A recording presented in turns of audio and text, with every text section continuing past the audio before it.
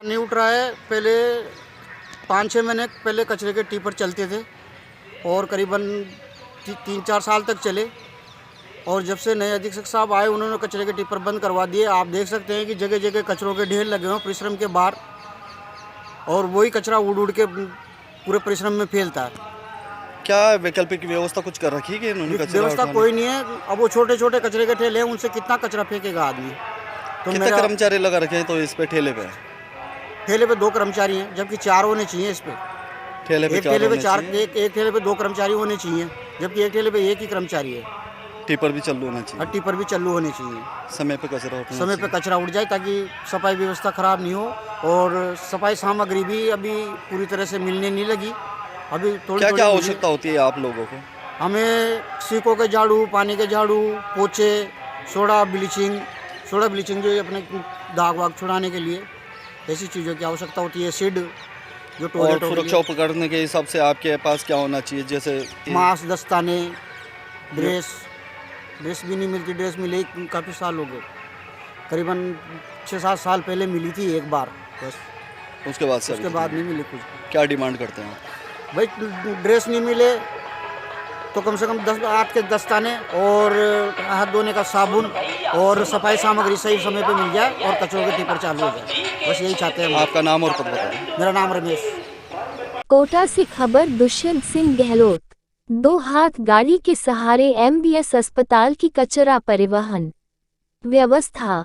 6 माह से बंद टिप्पर व्यवस्था। बायो वेस्ट का जगह जगह लगा ढेर, मरीजों में संक्रमण का खतरा। कोटा संभाग के सबसे बड़े एमबीएस अस्पताल में कचरा परिवहन व्यवस्था मात्र 2 हाथ ठेलों के भरोसे चल रही है। समय पर कचरे का ढेर नहीं उठने से जगह जगह बायोवेस्ट गंदगी के ढेर लगे हुए हैं, जिनसे अस्पताल में भर्ती मरीजों में संक्रमण का खतरा मंडरा रहा है। एमबीएस अस्पताल में सफाई व्यवस्था पूरी तरह चरमराई हुई है। पहले श्रमिकों का वेतन भुगतान नहीं होने से मामला, और अब कचरा नहीं उठाने से जगह जगह लगे गंदगी के ढेर मरीजों के लिए नुकसानदायक बने हुए हैं। दरअसल एमबीएस अस्पताल व परिसर साफ सफाई के दौरान जमा होने वाले कचरे को मोर्चरी गेट के पास बने कचरा पॉइंट तक ले जाने के लिए पूर्व अस्पताल अधीक्षक के कार्यकाल के दौरान टिप्पर लगाया गया था।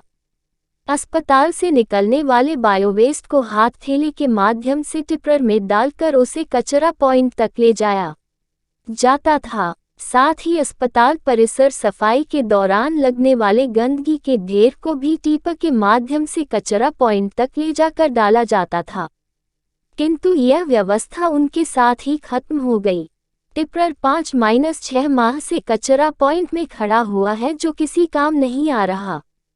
कचरा उठाने के लिए 2 हाथ गाड़ी पर 2 कर्मचारी। एमबीएस अस्पताल व परिसर में निकलने वाले बायोवेस्ट व सफाई के दौरान लगे गंदगी के ढेर को उठाने के लिए अस्पताल प्रशासन द्वारा 2 हाथ गाड़ी लगाई हुई है।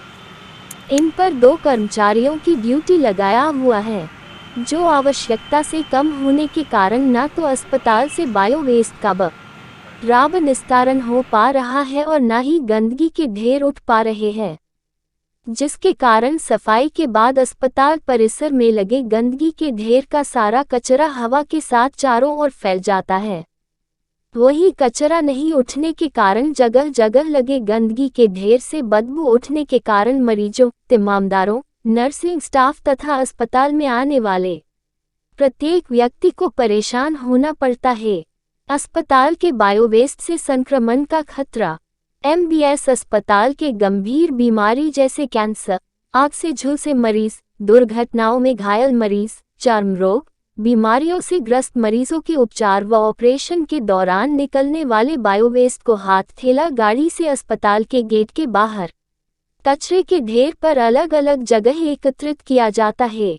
यहाँ से हाथ गाड़ी से ही इस वेस्ट को कचरा पॉइंट तक पहुँचाया जा रहा है। अस्पताल का क्षेत्रफल अधिक होने के कारण 2 कर्मचारी अपनी क्षमता के अनुसार काम कर चले जाते हैं, बाकी कचरा जस का तस पड़ा रहने गंदगी का अंबार में तब्दील हो रहा है।